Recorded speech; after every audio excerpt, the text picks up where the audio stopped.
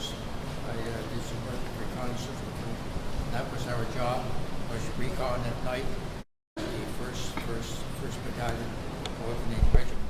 Okay. I'm Gunner Bernie Kelly. I was involved with the Cuban Missile Crisis, which is probably more what you people are aware of. This was 1962 when Kennedy and Khrushchev were going to start WW3. I got called before my commanding officer in Petawawa on a Thursday, and on Tuesday I was overseas in Germany with NATO forces, waiting for WW3 to take place. Very fortunately, it did not. And I'm very happy for that, because we are still able to see and enjoy what we have here today, what he has put together, and these pictures here. There is a book out. It's in the other room, you can see, and every one of us, believe it or not, are in that book, and because we're all part of this. And so, I don't know, could I ask what school you're from, or? Saint Jean-Baptiste in Amherstburg. Oh, Saint Jean-Baptiste, okay, because most of us. Amherstburg. In Amherstburg. Amherstburg, Yes. oh, okay. We go around, we give talks a lot of times to different schools, okay, about our experiences and stuff like that, and and we enjoy that. I would love to get your number to invite you. Sure, okay. And so I'll leave it at that, okay? My name's Glen Dibbley. Excuse me.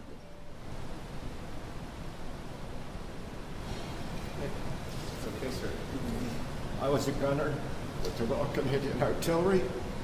We fired the big guns in Korea, and each battery supported an infantry regiment, and we had the honor of supporting the 3rd Battalion RCRs, and the biggest fight that we had was on a hill called 187. The Chinese overrun the RCR position, and if it hadn't been for the artillery, the RCRs would have been wiped out. We brought our rounds right down on top of it, and that's the only thing that's safe.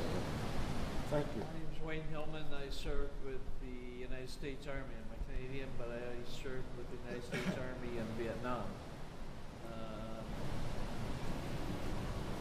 Not completely, I don't know exactly because I wasn't there in their footsteps, but I can appreciate what they went through because I know what I went through when we come back home, it's, you can see I wasn't wounded, or these guys weren't wounded over there, but mentally, the mental stress that is imposed upon a soldier when he's in war, they're never the same when they come back. So it's, even though we may look good, or we may look normal, a lot of times, unfortunately, the soldiers are not normal when they come back because of the post-traumatic stress disorder or combat fatigue, battle fatigue, if you will, shell shock, that type thing. But our main goal now is to make sure that our young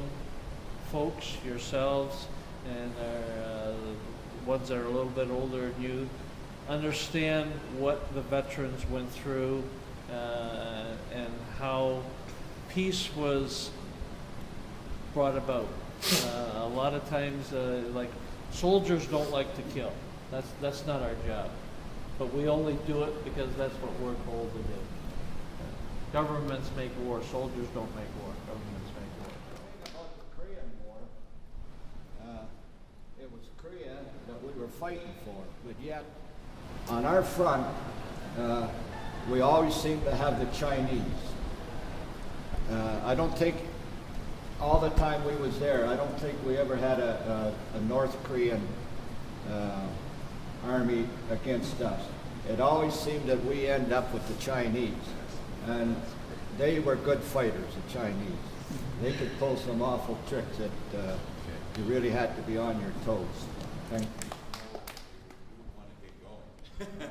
And I'd like to thank you, and I hope you enjoy there will be a book for you. I'll put them out here. There's 17 of you, I think. 14 and 3. Okay. And I wish that you will never ever have to experience war. Absolutely. That you grow up in a world with more peace. And I think that might be happening right now as dictators are eliminated. I hope that is, I wish that for you, but I want you to really think when you see this, and you see a young soldier come back from Afghanistan. You say him. Yeah. You cherish your freedom. Thank you, veteran. I might add to all you young people as you get older, if you would consider a tour in the military. This is one of the greatest countries in the world, and the freedom now belongs to you, and it's time for us to pass the torch. Yeah. So any of you, as you get older, consider think about it seriously and consider a career in the military, and you'll never regret it. Well said. And you know, For sure. I can relate because this is because of gentlemen like this that Madame Alas got to speak French in her own country. Because my grandparents would have to learn German because when France was invaded, and because those gentlemen came and defended us, then I could have the freedom to live freely in my country and now be here and teach you French. Right? Perfect. Thank you very much. Thank you.